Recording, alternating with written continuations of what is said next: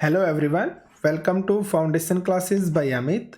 देखिए, अगर आप सीटेट जनवरी 2024 के लिए प्रिपेयर कर रहे हैं ना, तो आप यकीन मानिए इससे बेस्ट और ऑथेंटिक मटेरियल आपको कहीं पर भी नहीं मिलेगा। आप एक बार वीडियो को कंप्लीट देखिए और खुद से डिसाइड कीजिए कि जो चीज़ मैं आपको प्रोवाइड करवा रहा हूँ वो बेस्ट है या नहीं है। बाकी मैं तो आपको विद प्रूफ दिखाऊंगा ही कि कहाँ से आपके क्वेश्चंस आते हैं, किस तरह से उनको टैकल करना है और किस तरह से आप एग्जाम के अंदर मैक्सिमम जो मार्क्स हैं वो स्कोर कर पाएंगे। तो इसलिए अगर आप चैनल पर न्यू हैं तो चैनल को सब्सक्राइब कर लीजिए, बेल आइकन पर प्रेस कर ऑल नोटिफिकेशन को आप ऑन कर लें। अगर आपको किसी तरह का कोई डाउट है, कोई इश्यू है, अगर आप कुछ भी पूछना चाहते हैं तो आप इस कॉन्टैक्ट नंबर पे व्हाट्सएप मैसेज कर दीजिए। अगर आपने हमारे टेलीग्राम ग्रुप को ज्वाइन नहीं किया है तो टेलीग्राम ग्रुप को आप ज्वाइन कर लीजिए। टेलीग्राम ग्रुप का जो लिंक है वो आपको इसी वीडियो के डिस्क्रिप्शन में मिल जाएगा। हमारी application foundation classes by Amit को अगर आपने डाउनलोड नहीं किया है तो आप एप्लीकेशन को डाउनलोड कर लीजिए। एप्लीकेशन को डाउनलोड करने का जो लिंक है वो भी आपको इसी वीडियो के डिस्क्रिप्शन में मिल जाएगा। देखिए, आज हम पढ़ने वाले हैं राज्य, राजा और प्राचीन गणराज्य के बारे में। ये हमारी हिस्ट्री की क्लास नंबर 7 है, ठीक है। इसमें हम पढ़ेंगे वर्ण के बारे में। अब ये वर्ण क्या होते हैं, जैसे आपने पढ़ा होगा ना, क्षुद्र, क्षत्रिय, राजा, पुरोहित, ये सब क्या होते थे, इन सबको वर्ण बोला गया है। तो हम इन सब चीज़ों के बारे में पढ़ेंगे कि कैसे इन लोगों का उदय हुआ, कैसे ये बने थे, उस समय की शासन व्यवस्था थी वो क्या थी, किस तरह से किलेबंदी की जाती थी, यानी कि हर एक छोटी छोटी चीज़ों को हम देखने वाले हैं। तो इसलिए ये वीडियो आपके लिए मोस्ट इंपॉर्टेंट है। तो चलिए स्टार्ट करते हैं। देखिए, उत्तर भारत में खासकर जो गंगा यमुना का क्षेत्र है, यहाँ पर कई ग्रंथ रचे गए थे।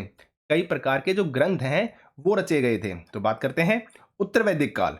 तो देखिए, एक तो आपका वैदिक काल है जिसके अंदर सिर्फ और सिर्फ एक ग्रंथ रचा गया था जिसे हम ऋग्वेद बोलते हैं, और जिसको हमने क्या बताया था, ओल्डेस्ट बताया था। तो हमने पिछली क्लासेस है उसमें हम ऋग्वेद के बारे में पढ़ चुके हैं, और ऋग्वेद के बाद का जो समय है ना उसको बोला गया उत्तर वैदिक काल, ठीक है। यानी कि वैदिक काल के बाद का उत्तर, उत्तर यानी कि बाद, ठीक है। तो वैदिक काल के जो बाद का समय है उसको उत्तर वैदिक काल बोला गया। और इसमें जो ग्रंथ रचे गए थे ना वो क्या कहलाए, आपके उत्तर वैदिक ग्रंथ कहलाए। और इसमें कौन कौन से आते हैं, जैसे सामवेद हो गया, यजुर्वेद हो गया, अथर्ववेद हो गया तथा अन्य ग्रंथ। और अगर आपको याद होना चाहिए, सामवेद के बारे में मैंने आपको क्या बताया था, जो आपके मंत्र से रिलेटेड है, जो जाप से रिलेटेड है, जो संगीत से रिलेटेड है। यहाँ पर मैंने मोस्ट इंपोर्टेंट संगीत को बताया था क्योंकि संगीत से रिलेटेड क्वेश्चन पूछा जा चुका है। मैंने यजुर्वेद के बारे में बताया था जहां पर किसके बारे में बात हो, आपके बलिदान के बारे में बात हो, ठीक है। तो जहां पर बलिदान, यज्ञ, इन चीजों के बारे में बात होगी वो आपका यजुर्वेद में आएगा। अथर्ववेद के बारे में मैंने बताया था जहां पर जादू टोना की बात की जाती है ना, वो किस में आता है, आपके अथर्ववेद के अंदर आता है। तो ये सारी चीजें आपको याद रखनी है, ठीक है। आगे बढ़ते हैं। पुरोहितों द्वारा रचित इन ग्रंथों में विभिन्न प्रकार के अनुष्ठान तथा उनके संपादन की विधियां बताई गई हैं। अनुष्ठान का मतलब क्या होता है, जैसे जो विधि होती है ना, जो यज्ञ होते हैं तो उस समय जो किए जाते हैं, जो जो चीजें की जाती हैं, विधियां, वो अनुष्ठान कहलाते हैं। तो जो अनुष्ठान किस तरह से होते हैं और उनका जो संपादन यानी कि उनको कंप्लीट किन विधियों के द्वारा किया जाता है, ठीक है। तो ये सब चीजें बताई गई हैं। इसमें सामाजिक नियमों के बारे में भी बताया गया है, ठीक है। देखिए ये मैप देखिए आप, यहाँ पर बात हुई है किसके बारे में, आपके जनपदों के बारे में। महत्वपूर्ण जनपद, महाजनपद, नगर कौन कौन से थे, जैसे हमने अभी जस्ट किसके बारे में पढ़ा, मगध के बारे में पढ़ा, ठीक है। लास्ट क्लास में भी हमने मगध को देखा था। तो यहीं पे क्या है, आपका वज्जी पड़ता है, यहीं पर क्या है, आपका वैशाली है, और ये जा रही है आपकी नदी, कौन सी नदी, गंगा नदी। तो आपको याद हो हमने जो प्रीवियस क्लास की थी वहां पे हमने बताया था गंगा नदी के दक्षिण में कौन सा पड़ता था, आपका मगध। और मगध वर्तमान में किस में आता है, वर्तमान में जो बिहार है ना, तो बिहार का जो प्राचीन नाम था वो क्या था, मगध था, ठीक है। तो ये सारी चीजें हम देखने वाले हैं। तो आपको ये मैप है ये भी एक तरह से माइंड में रखना है, ठीक है। उस समय समाज में कई समूह रहते थे जिनमें कौन कौन शामिल थे, पुरोहित, योद्धा, कृषक, पशुपालक, व्यापारी, शिल्पकार, श्रमिक, मछली पकड़ने वाले तथा जंगल में रहने वाले। ये सभी लोग समूह के अंदर शामिल होते थे, समाज के अंदर शामिल होते थे, ठीक है। पुरोहित व योद्धा क्या थे, वैभवशाली माना जाता था इनको, ठीक है। कृषक व जो व्यापारी थे वो क्या कहलाते थे, धनवान के अंदर आते थे। लेकिन पशुपालक, शिल्पकार, श्रमिक, मछली पकड़ने वाले, भोजन संग्राहक, यानी कि भोजन संग्राहक आपको याद होगा, यानी जो भोजन को क्या करते थे, इकट्ठा करते थे। शिकारी, शिकारी के लिए मैंने क्या वर्ड यूज किया था, जो हमने पिछली क्लास में पढ़ा था, वहां पर क्या पढ़ा था हमने, आखेटक। आखेटक होता है आपका शिकारी और आखेट क्या होता है आपका शिकार। ये सारी चीजें आपके माइंड में रिवाइज चलती रहनी चाहिए, ठीक है। और ये सब क्या कहलाते थे, ये निर्धन होते थे, यानी कि गरीब होते थे, ठीक है। आगे चलते हैं। पुरोहितों ने वर्णों को कितने भागों में बांटा है, 4 भागों में, याद रखना भाई। और किसने बांटा है, पुरोहितों ने लोगों को 4 वर्णों के अंदर बांटा है, और जिन्हें क्या कहा गया, वर्ण कहा गया। और इनके अनुसार प्रत्येक वर्ण अलग अलग कार्य निर्धारित करते थे। जैसे देखते हैं, पहला वर्ण क्या कहलाया आपका, ब्राह्मणों का वर्ण।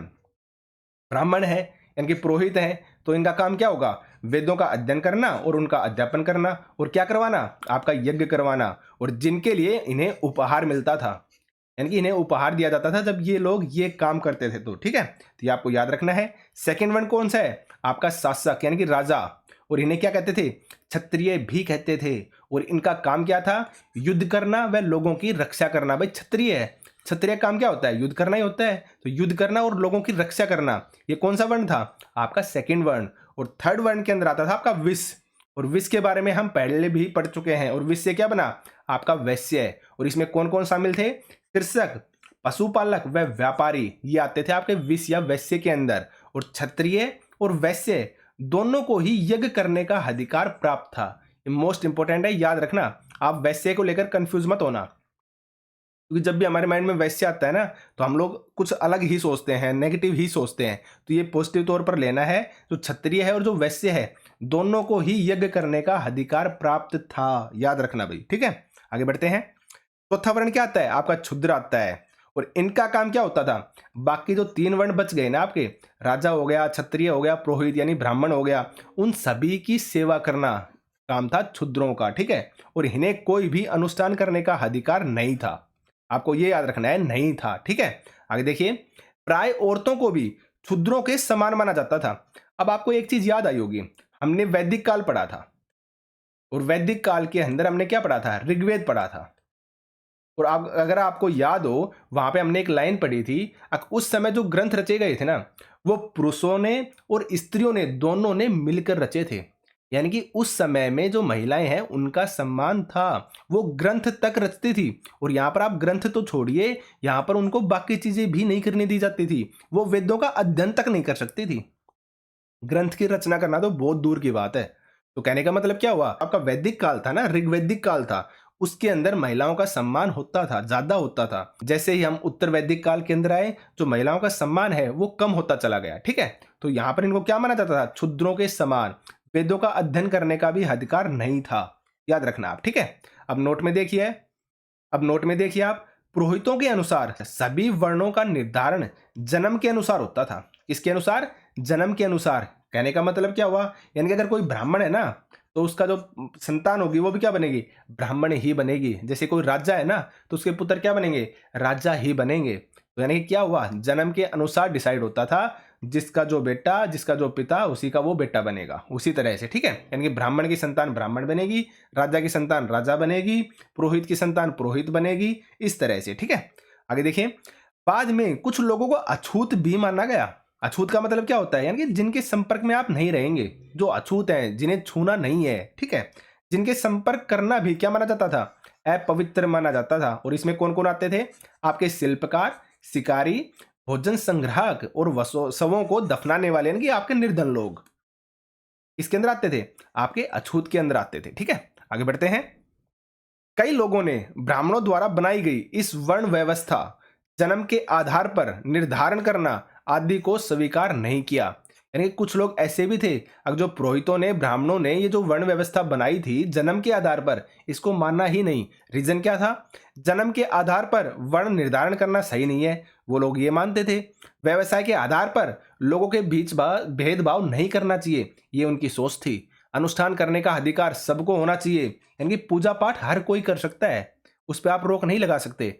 छुआछूत की आलोचना भी की गई, लेकिन पूर्वोत्तर क्षेत्र, यानी कि आपके नॉर्थ ईस्ट के जो स्टेट है ना, वर्तमान में अगर हम बात करें तो जो आपके नॉर्थ ईस्ट वाले जो क्षेत्र हैं, इन इलाकों में सामाजिक आर्थिक असमानता क्या थी, बहुत ही कम थी। यानी कि गरीब और अमीर का जो अंतर था वो बहुत ही कम था, ठीक है। आगे बढ़ते हैं। उस समय लोग शासक कैसे बनते थे, तो देखिए इस बारे में बात करेंगे।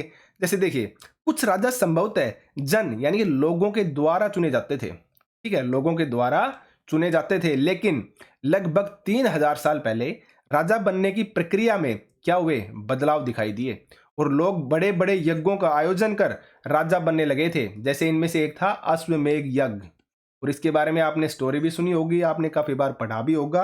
और ये कौन करते थे, आपके विशिष्ट पुरोहित करते थे। कौन करते थे, विशिष्ट पुरोहित। तो अब हम देखेंगे अश्वमेध यज्ञ को। तो देखिए, इसमें एक घोड़े को राजा के लोगों की देखरेख में स्वतंत्र विचरण करने के लिए छोड़ दिया जाता था, यानी कि अकेला छोड़ दिया जाता था, उसको वहां से भगा दिया जाता था। तो जो राजा इस घोड़े को अपने राज्य में से जाने देता था, तो इसका तो मतलब होता था कि जो अश्वमेध यज्ञ करवाने वाला जो राजा है ना, वो ज्यादा शक्तिशाली है। यानी कि जिस राजा ने इस घोड़े को छोड़ा है ना, वो राजा बहुत ही ज्यादा शक्तिशाली है, ये माना जाता था, ठीक है। और जो राजा इस घोड़े को रोकता, उसे क्या करना पड़ता था, उसे उस अश्वमेध यज्ञ करवाने वाले राजा के साथ युद्ध लड़ना पड़ता था, ठीक है। ये बात आपको याद रखनी है, ये होता था आपका अश्वमेध यज्ञ, ठीक है। और यह यज्ञ कौन करवाता था, पहले देख चुके हैं, विशिष्ट पुरोहित। विशिष्ट का मतलब क्या है, जो सबसे सम्मान में ऊंचा हो। तो जो विशिष्ट पुरोहित हैं, उनके द्वारा ये क्या करवाया जाता था, संपन्न करवाया जाता था। आगे देखते हैं, यज्ञ में आमंत्रित सभी राजा अश्वमेध यज्ञ कराने वाले राजा के लिए उपहार लाते थे, और इन राजाओं का सिर्फ और सिर्फ एक ही काम होता था, ये उपहार लेकर आ गए, आने के बाद सिर्फ और सिर्फ कंप्लीट प्रक्रिया जो होगी ना, पूरी जो प्रक्रिया होगी यज्ञ की, उसको सिर्फ और सिर्फ देखते थे। इसके अलावा इनका कोई रोल नहीं होता था, जो राजा आते थे उनका, ठीक है। इन सभी आयोजनों के राजा का मुख्य स्थान होता था, यानी जो यज्ञ करवाने वाला जो राजा है ना, उसका मुख्य स्थान होता था, और वो कहां पर बैठता था, इसे राज सिंहासन याद रखना है आपको, या फिर बाघ की खाल का एक विशेष आसन बनता था, उस पर ही बैठाया जाता था। ये चीज आप याद रखना, ठीक है। युद्ध में राजा का सारथी ही उसका सहचर होता था, यानी कि साथ में चलने वाला। यह सबके सामने राजा की लड़ाइयों व अन्य गुणों का गान करता था, गुणगान करता था, गुणगान, ठीक है, यानी कि राजा की तारीफ करता था। राजा की रानियां व बच्चे भी कई छोटे छोटे अनुष्ठान करते थे और उपहार लाते थे। बस इतना ही है इसमें, आगे चलते हैं। विष या वैश्य जैसे सामान्य जो लोग हैं ना, वो भी उपहार लेकर आते थे, लेकिन इन्हें क्या माना जाता था, हमने पढ़ा है, इन्हें जो पुरोहित है वो क्षुद्र मानते थे, और इन्हें कई अनुष्ठानों में शामिल भी नहीं किया जाता था। हमने जस्ट अभी पीछे पढ़ा ना कि इनको अधिकार तो प्राप्त था, जो आपके क्षत्रिय और जो वैश्य थे ना, इनको अधिकार प्राप्त था अनुष्ठान का, लेकिन सभी अनुष्ठानों में शामिल नहीं किया जाता था। कुछ ही ऐसे अनुष्ठान होते थे जिनमें ये लोग शामिल होते थे। तो आपको ये बात याद रखनी है, ठीक है। उसके बाद बात आती है जनपद की। अब जन, जन से आप समझ गए होंगे, जन का मतलब क्या होता है, लोग, यानी कि लोगों द्वारा। तो देखिए अब आप, जनपद का शाब्दिक अर्थ है जन के बसने की जगह, यानी कि वह स्थान जहां पर लोग बसते हैं, जहां पर जन बसते हैं, ठीक है।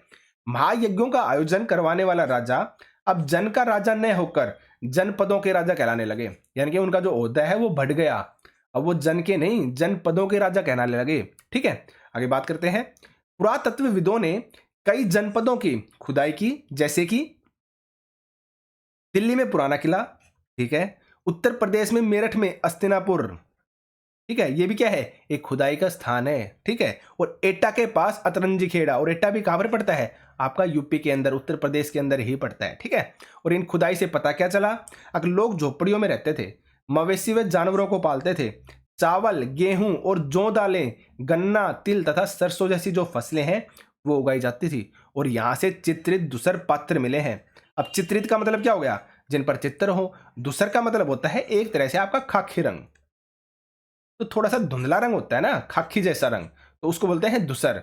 तो दूसर पात्र यानी कि बर्तन मिले हैं, जिन पर सरल रेखाओं तथा जयमती आकृतियों के रूप में चित्र बने हैं, ये आप याद रखना। और जो चित्रित दूसर भंडार जो मिले हैं, पात्र जो मिले हैं, उन पर कैसी ज्यामितियां हैं, जिन पर सरल रेखा वाली ज्यामितियां हैं, ठीक है, याद रखना है भी आपको ये, ठीक है। यहां मिले मिट्टी के बर्तन कुछ दूसर व कुछ लाल रंग के होते थे, अलग अलग कलर थे, कुछ तो दूसर मिलेंगे। दूसर यानी मैंने आपको बताया ना, खाकी कलर, यानी कि ज्यादा चमकीला कलर नहीं है, थोड़ा सा धुंधला हुआ कलर, ठीक है। और कुछ कैसे रंग होते थे, आपके लाल रंग होते थे, ठीक है। आगे बढ़ते हैं, अब बात आती है महाजनपद की।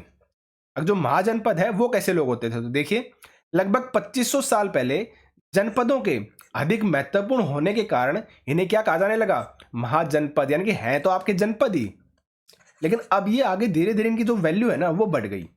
तो जब वैल्यू बढ़ गई तो इन्हें क्या कहा जाने लगा, महाजनपद कहा जाने लगा, ठीक है। और महाजनपदों की जो राजधानियां हैं उनके चारों ओर लकड़ी, ईंट या पत्थर की ऊंची दीवारें बनाई जाती थी, जिसे आप क्या बोल सकते हैं, किलेबंदी, ठीक है, जिसके लिए स्त्री, पुरुष व बच्चों से परिश्रम करवाया जाता था। याद रखना भाई इस बात को, ठीक है।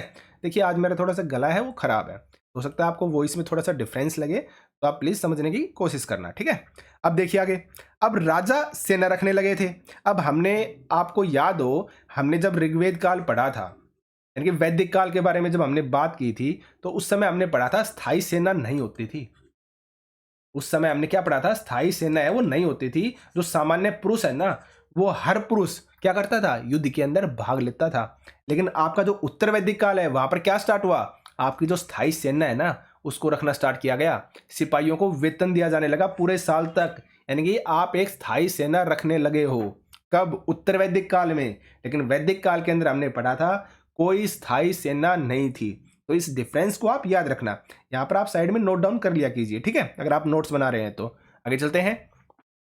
अब बात आती है कर की, यानी कि जो कर दिया जाता था राजा को। तो आपने पढ़ा होगा वैदिक काल के अंदर क्या था, लोग अपनी मर्जी से जितना उन्हें अच्छा लगता था राजा को उपहार स्वरूप देते थे। लेकिन यहां पर कर का बारे में क्या आएगा, यहां पे जो कर है ना वो लोगों से वसूला जाने लगा, जबरदस्ती वसूला जाने लगा, नियमित रूप से वसूला जाने लगा। तो देखिए आप, विशाल सेना, बड़े किले आदि होने के कारण राजाओं को ज्यादा कर्मचारियों की जरूरत और ज्यादा संसाधनों की जरूरत होने लगी। भाई सीधा और सिंपल सा है, शक्ति बढ़ी तो सेना रखनी पड़ी। अब सेना को क्या देना है, वेतन भी देना है, इसके साथ साथ सेना को खाने के लिए क्या चाहिए, अनाज भी चाहिए, है ना। तो यानी कहने का मतलब क्या हुआ, ज्यादा संसाधनों की जरूरत बढ़ी, ज्यादा कर्मचारियों की जरूरत पड़ी, यानी कि सेना रखी जाने लगी, तो इन सभी का खर्चा भी तो कहीं से निकलेगा ना। तो इसलिए अब राजा समय समय पर मिलने वाले उपहारों से खुश न होकर नियमित रूप से क्या करने लगे, कर को वसूलने लगे। और लोगों पर विभिन्न प्रकार के कर लगाए गए, जैसे कि देखते हैं आगे, किसान से उपज का 1/6वां भाग, ठीक है, यानी कि अगर टोटल आपका 6 है तो 6 में से जो एक भाग है ना वो लिया जाने लगा कर के रूप में, किसके द्वारा, राजा के द्वारा। और इसको क्या कहा गया, इस कर को बोला गया भाग। इस बात को आप याद रखना, क्या बोला गया, भाग बोला गया। और कितना लिया जाता था, उपज का 1/6वां हिस्सा। कारीगर, लोहार, सुनार और जो बुनकर होते थे ना, यानी कि कारीगर आ गए आपके। और कारीगर में कौन कौन शामिल है, आपके लोहार, सुनार और आपके बुनकर आदि श्रम के रूप में कर चुकाते थे। श्रम का मतलब क्या हुआ, भाई राजा के महल के अंदर कोई क्या बन रहा है, एक मकान बन रहा है, मान लो आप एक कमरा बनाया जा रहा है, तो उस कमरे के अंदर क्या करेंगे, ये लोग जाएंगे, जैसे लोहार हो गया, सुनार हो गए और बुनकर हो गए, जिनका जो काम होगा ना उसके अनुसार ये वहां पर जाएंगे और अपना काम करेंगे। ना तो इनको वेतन मिलेगा ना कुछ और मिलेगा, लेकिन इनका श्रम के रूप में ये क्या चुका रहे हैं, अपना कर चुका रहे हैं, यानी कि जो कर था वो माफ हो जाता था, ठीक है। आगे देखते हैं, पशुपालक जानवरों या उनके उत्पाद के रूप में कर देते थे। व्यापारी हैं वो सामान खरीदने बेचने पर देते थे। आखेटक हम पढ़ चुके हैं, आखेटक का मतलब क्या हो गया, आपका शिकारी। संग्राहक, मैं आपको बार बार बता रहा हूं, जो क्या करे, भोजन को इकट्ठा करे, ठीक है। तो ये क्या करते थे, जंगल से प्राप्त वस्तु के रूप में कर देते थे राजा को, ठीक है। तो हर किसी से, कहने का मतलब ये है कि हर किसी से कर लिया जाने लगा था नियमित रूप के अंदर, ठीक है। आगे बढ़ते हैं। इस युग यानी कि उत्तर वैदिक काल में जो कृषि है इसके अंदर दो महत्वपूर्ण बदलाव हुए थे। पहला बदलाव तो क्या था, हमने पढ़ा था, जो वैदिक काल था, ऋग्वेद था, उस समय हमें लकड़ी के हल मिले थे। अगर आपको याद हो तो क्या मिले थे, लकड़ी के हल मिले थे। और अब क्या किया जाने लगा, लकड़ी के हल की बजाय जो लोहे के हल है ना वो यूज किए जाने लगे। किसके हल, लोहे के हल। और इससे हुआ क्या, भाई नॉर्मल सी बात है, जो जमीन है उसको आप और अच्छे ज्यादा से क्या कर पाओगे, जोत पाओगे, सीधा और सिंपल सा है। तो उससे क्या होगी, आपकी उपज बढ़ेगी। तो कहने का मतलब क्या हुआ, लकड़ी के हल की बजाय जो लोहे के हल हैं उनका यूज किया जाने लगा। और उससे क्या हुआ, फसलों की उपज बढ़ी, क्योंकि खेत ज्यादा अच्छे से जोता जा सकता था। याद रखना है आपको ये, ठीक है। और दूसरा क्या हुआ बदलाव, लोगों ने धान के पौधों का रोपण शुरू कर दिया था, अर्थात अब ज्यादा पौधे जीवित रहने लगे थे। भाई एक सिस्टम के थ्रू, एक अच्छे बीजों के थ्रू जब आप किसी चीज को बोएंगे तो नॉर्मल सी बात है फसल अच्छी होगी। तो अब जो पौधे हैं ना वो ज्यादा जीवित रहने लगे थे, और इससे क्या हुआ, आपकी जो पैदावार है वो ज्यादा अच्छी होने लगी। तो इस काम के लिए बहुत ज्यादा परिश्रम लगता था, और यह परिश्रम कौन करता था, ज्यादातर आपके जो दास हो गए, दासी हो गई, और जो भूमिहीन खेतीहर मजदूर थे ना, यानी कि जिनको बोला गया कमकार, ये करते थे ये सब मेहनत का काम। ठीक है, आगे बढ़ते हैं। अब बात करते हैं मगध के बारे में। अब मगध के बारे में मैंने अभी आपको जस्ट बताया था, मैप के अंदर भी दिखाया था। अब जो आपकी गंगा नदी बह रही है, गंगा नदी के दक्षिण के अंदर क्या पड़ता था? आपका मगध पड़ता था। अगर हम वर्तमान में बात करें तो जो बिहार है ना, बिहार का जो एरिया है वो आता था आपका मगध के अंदर, आपको याद रखना है। ठीक है, अब बात करते हैं। देखिए 200 सालों में मगध अब क्या बन चुका था? एक जनपद बन चुका था। हमने वैदिक काल के अंदर पढ़ा था ना किसके बारे में? मगध के बारे में। तो 200 साल तक आगे चलते चलते अब वो सिर्फ और सिर्फ एक नगर नहीं बचा था, वो क्या बन गया? एक जनपद बन चुका था। क्योंकि गंगा व सोन जैसी नदियां मगध से होकर बहती थी। मैंने आपको गंगा के बारे में बताया ना, तो जो नदियां हैं वो क्या करती थी? मगध से होकर बहती थी। जो यातायात, यानी कि आप नाव वगैरह चला सकते हैं। जल वितरण, यानी कि जिस राज्य के अंदर आपको पानी पहुंचाना है ना, वहां पर आप पानी भी पहुंचा सकते हैं। जल वितरण और जमीन उपजाऊ की दृष्टि से महत्वपूर्ण थी। भाई नॉर्मल सी बात है, जिस इलाके में से नदी बहेगी वो क्या करेगी? अपने साथ अलग अलग तरह के खनिज लेकर आएगी बहते हुए। तो जब वो अलग अलग तरह के खनिज लेते आती थी ना, तो ये जमीन क्या बन गई? उपजाऊ बन गई। आप समझ गए होंगे मैं आपको क्या समझाना चाह रहा हूं। ठीक है, तो जमीन उपजाऊ की दृष्टि से क्या था? मगध महत्वपूर्ण था। इसके अलावा और भी रीजन थे, जैसे मगध का जो एक हिस्सा था ना, वो जंगल से भरा हुआ था। और जंगल आपको क्या है? सब कुछ दे सकता है। घर भी दिया, क्योंकि घर बनाने के लिए लकड़ियां मिली। रथ है, किन का यूज करते थे? लकड़ियों का यूज करते थे। तो यहां से क्या मिली? हमें लकड़ियां मिलने लगी। ठीक है, जंगलों में पाए जाने वाले हाथियों को पकड़कर सेना में भर्ती किया जाने लगा, तो हमारी जो सेना है उसमें भी हेल्प मिली। तो इस तरह से, और इसके अलावा जो लौह अयस्क हैं, यहाँ खदानें थी किसकी? मगध के अंदर लौह अयस्क की खदानें थी। तो नॉर्मल सी बात है, जो लोहा है उसका यूज किस में किया जाने लगा? औजार व हथियार बनाने के लिए। तो इस तरह से जो मगध है ना, वो सबसे महत्वपूर्ण था और सबसे शक्तिशाली था कहीं ना कहीं। ठीक है, आगे बढ़ते हैं। अब बात आती है मगध के जो प्रमुख शक्तिशाली राजा थे ना, वो कौन कौन थे? तो देखिए आपको याद रखना है, बिंबिसार, अजात शत्रु और महापदनंद। और महापदनंद कौन थे? जिन्होंने उत्तर पश्चिमी भाग तक राज्य को फैला दिया था। ठीक है, यानी कि आप यहां पर देखिए, यहां पर आपका बिहार है, और बिहार से लेकर इस साइड जहां पे आपकी जो नदियां बह रही है ना, सिंधु वगैरह ये सब, यहां तक अपने राज्य को फैला दिया था। ठीक है, किसने? महापदनंद ने। तो आपको ये चीजें याद रखनी है। ठीक है, बिहार में राजगृह सबसे पहले मगध की राजधानी थी। कौन थी? बिहार के अंदर जो राजगृह है वो सबसे पहले मगध की राजधानी थी, और उसके बाद बनी थी पाटलिपुत्र, जिसको हम क्या बोलते हैं वर्तमान में? पटना। तो ये चीजें आपको याद रखनी है। अगर आपसे पूछा जाए मगध की पहली राजधानी कौन थी? राजगृह, जो कहां पे है? बिहार के अंदर ही है। और मगध की जो दूसरी राजधानी है वो क्या है? पाटलिपुत्र, यानी कि पटना, वो भी कहां पे है? आपकी बिहार के अंदर ही है। ठीक है, लगभग 2300 साल पहले जब मैसेडोनिया का राजा सिकंदर जब मिस्र व पश्चिमी एशिया के राज्यों को जीतता हुआ व्यास नदी तक पहुंचा और मगध की तरफ बढ़ने लगा, तो उसके सिपाहियों ने भारत की रथ, पैदल व हाथियों की सेना से डरकर आगे बढ़ने से क्या कर दिया?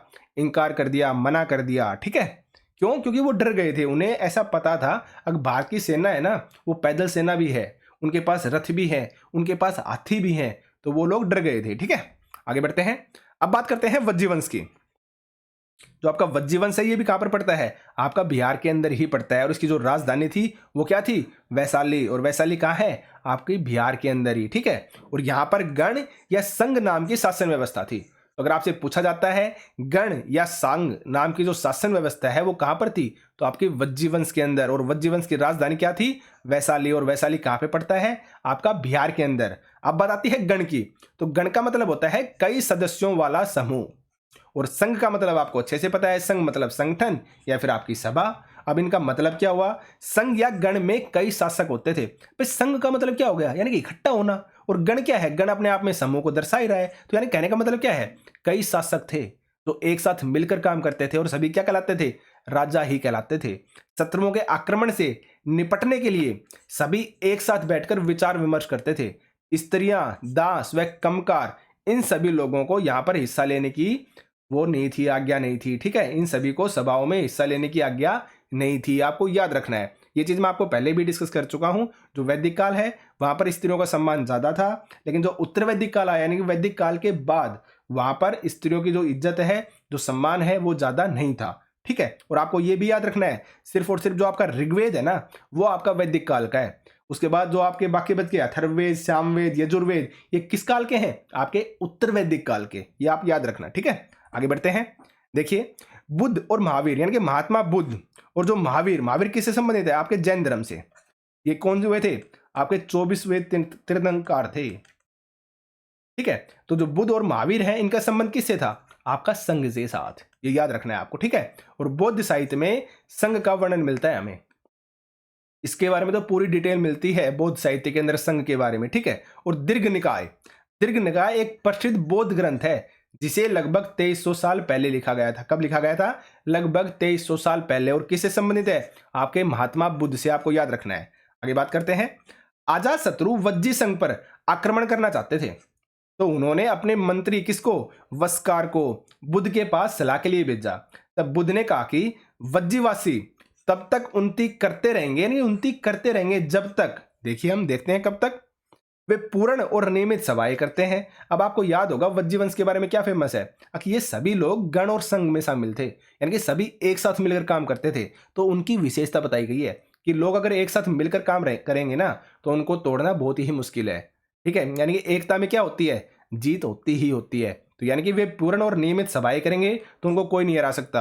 आपस में मिलजुल कर काम करते रहेंगे, पारंपरिक नियमों का पालन करते रहेंगे, बड़ों का सम्मान, समर्थन और उनकी बातों पर ध्यान देते रहेंगे, महिलाओं के साथ जोर जबरदस्ती नहीं करेंगे, संतों का सम्मान करेंगे और शहरों में गांवों का रख रखाव रखेंगे। इनकी सारी पॉजिटिव और अच्छी बातें जो है ना, वो वज्जी वंश के बारे में बताई गई। अगर वज्जी वंश अगर ये सारे काम करते हैं ना, तो उसको जीता नहीं जा सकता, ठीक है। आगे चलते हैं। देखिए, अब बताती है लगभग 1500 साल पहले तक जो ये शासन चलता आ रहा था ना, ये शासन चलता रहा। और उसके बाद किसने? जो गुप्त शासक हुए, गुप्त शासकों ने गण व संघ पर विजय प्राप्त कर इन राज्यों पर अपना अधिकार प्राप्त कर लिया था, ठीक है। आगे देखते हैं। अब बात करते हैं प्रजातंत्र की या गणतंत्र की। तो इसकी स्थापना कब हुई थी? लगभग 2500 साल पहले एथेंस के लोगों ने। सबसे पहले प्रजातंत्र और गणतंत्र की बात की जाए ना, तो कहां पे स्थापित हुआ था? एथेंस के अंदर। और लगभग कब? लगभग 2500 साल पहले।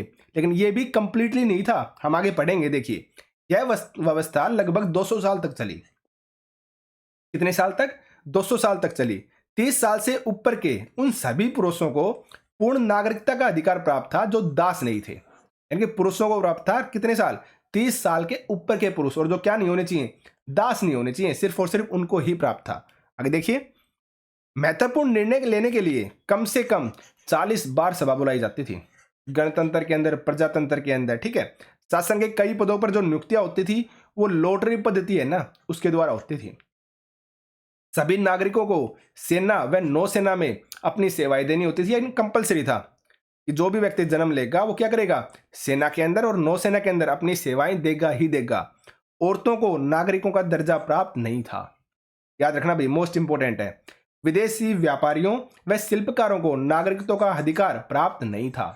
यानी जो विदेशी थे ना, जो बाहर से आए हुए थे, उनको भी अधिकार प्राप्त नहीं था नागरिकता का, सिटीजनशिप का, ठीक है। दासों को भी नागरिकता का अधिकार प्राप्त नहीं था। तो ये सारी चीजें आपको याद रखनी है। ये आपका हिस्ट्री का चैप्टर था, हमारी क्लास नंबर 7 थी।